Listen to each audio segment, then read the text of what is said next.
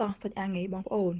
ម្សិលមិញត្រជាក់ដាក់ស៊ុបឡើងមួយឆ្នាំងឥឡូវត្រជាក់ដាក់សាច់អាំងមួយឆ្នាំងទៀតឯងបងប្អូនហើយចាហើយបើនិយាយពីបន្លែផងយើងវិញគឺមានទឹកភ្លៅមាន់ពោតបារាំងហើយនិងខ្ទឹមសផងជើងបងប្អូនយកមកអាំងនិយាយវាថាតំណងឆ្ងាញ់ហូបជាមួយសាច់អាំងឡើងផុសឆ្ងាញ់ទៀតផងបើតាសាច់អាំងយើងវិញខ្ញុំថ្ងៃហ្នឹងខ្ញុំទិញជាមួយនឹងស្មាមុខហើយនិងសាច់ជ្រូក3ជាន់យកមកអាំងហូបអញ្ចឹងឆ្ងាញ់បងប្អូនវាមានខ្លាញ់តិចតិចយកបើថាយើងទិញសាច់សុទ្ធយកមកអាំងមកអត់ឆ្ងាញ់ទេបងប្អូនហើយបែបនេះมันឆ្ងាញ់ហើយបន្លែគឺទៅតែមានសាឡាត់តែម្ដងឲ្យបងប្អូនហូបជាមួយនឹងសាឡាត់កាន់តែឆ្ងាញ់បងប្អូននិយាយមែន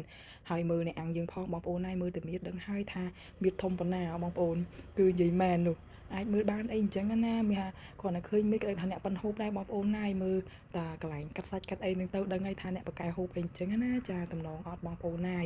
គឺតំណងមែនតើហ្មងហើយបងប្អូនបញ្ចូលសម្លេងម្ដងទៀតនេះគឺលេបទឹកមាត់តែម្ដងហើយដោយសារតែវាឆ្ងាញ់ពេកយកបងប្អូនតិចនឹកឃើញថាអូចង់ហូបសាច់អាំងអីអញ្ចឹងណាបងប្អូនណាយើងមានឆ្នាំងខ្លួនឯងអីខ្លួនឯងអញ្ចឹងទៅយើងអាំងនៅផ្ទះអូនិយាយថាឆ្ងាញ់មែនតើហ្មងហើយ ទាំងស៊ុបទាំងសាច់អាំងវាក្តៅបងប្អូនហូបអញ្ចឹងអូយហើយទឹកត្រីកោះកុងយើងទៀតអូយជាតិហ្មងហើយបងប្អូននិយាយមែនណាហើយបើឪខ្ញុំវិញគាត់អង្គុយចាំថាតចាំអាំងឆ្អិនអីចឹងចាំគាត់យល់ហូបអីចឹងណាបងប្អូនចាអាចមើលបាននៅតំបន់ខ្ញុំតិចខ្លាំងមែនតើហ្មងហើយដោយសារតែអូខ្ញុំពាក់អាវឡើងក្រាស់ហ្មងហើយបងប្អូនណាយសម្បីតែបងស្រីខ្ញុំពាក់អាវឡើងក្រាស់ដែរអញ្ចឹងណាបងប្អូនមានតិចខ្លាំងដល់ស្រុកគេហ្មងទេក៏ប៉ុន្តែយើងចេះតែការពារខ្លួនឯងហើយណាមួយយើងតិចខ្លួនឯងយើងពាក់អាវឲ្យចិត្តទៅកុំឲ្យផ្ដាសាយអីអញ្ចឹងទៅចាអញ្ចឹងមកបងប្អូនមកហូប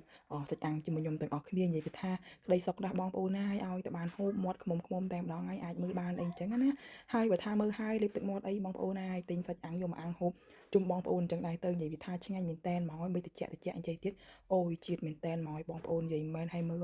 ឡងហុយសំពងតែម្ដងឲ្យបងប្អូនខ្ញុំអ្នកហូបអីអញ្ចឹងណាបងស្រីខ្ញុំគាត់អាំងឲ្យអីទៅគាត់ថាថតឲ្យហើយសិនទៅអីឲ្យស្រួលអីអញ្ចឹងទៅបងប្អូនចាអាចមើលបាននិយាយពីថាអូយមើលតែមាត់ណាក៏ដែរឆ្ងាញ់ប៉ុណ្ណាដែរបងប្អូនណាយខ្មុំយកខ្មុំខ្ញុំនិយាយមែននៅពេលដែលខ្ញុំងុយទឹកហើយល្ងាផងអីផងបានសាច់អាំងមកដល់សាច់អាំងឆ្អិនទៀតអូយដាក់យកតែម្ដងហើយបងប្អូនមើលតែមាត់ឲ្យញាប់ដូចម៉ាស៊ីនដេរតែម្ដងហើយតិចពេលដែលខ្ញុំពាក់អាវក្រាស់ដែរបងប្អូនណាខ្ញុំជាមនុស្សអត់សូវចាញ់តិចហ្មងទេប៉ុន្តែឆ្នាំនេះបងប្អូនតិចខ្លាំងមែនតើហ្មងទទួលយកអត់ចង់បានបងប្អូននិយាយមែនហ្មងគឺតិចខ្លាំងអីចឹងណាដល់ពេលជាផ្សេងយើងទៅចេញពីបន្ទប់ទឹកងុយទឹកហើយនិយាយថាអូយតិចមែនតើឲ្យបងស្រីខ្ញុំទី2គាត់ថាចែអូយចាក់តាតិចតែមកផ្ទល់ដំបងទេចាក់យូរទៅលេងអីអូយកុំជឿសោះខ្ញុំធ្វើតាមគាត់បងប្អូនណាយទឹកយើង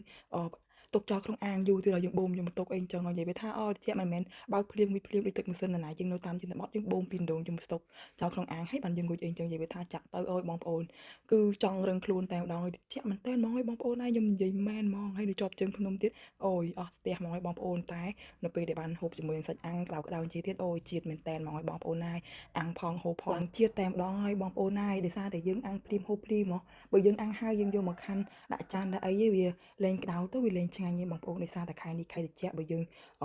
អាំងហើយយកមកដាក់ចានអីបានហូបអាហ្នឹងគឺឆាប់កកណាបងប្អូនអត់ឆ្ងាញ់ទេតែបើអាំងភ្លាមហូបភ្លាមអញ្ចឹងនិយាយថាអូជាតិមែនតែនហ្មងឲ្យបងប្អូនណានិយាយមែនហ្មងហើយគឺឆ្ងាញ់មែនតែនហ្មងឲ្យបងប្អូនខ្ញុំនិយាយមែននឹករសជាតិនេះចង់ហូបទៀតអីអញ្ចឹងណាបងប្អូនហើយវីដេអូខ្ញុំក៏មានតែប៉ុណ្ណោះឯងបងប្អូនមកពេញចិត្តសូមកុំភ្លេចចុច like ជួយ share ម្នាក់មួយផងដែរអរគុណទីបងប្អូនទាំងអស់គ្នាជួបគ្នាវីដេអូក្រោយបាយបាយ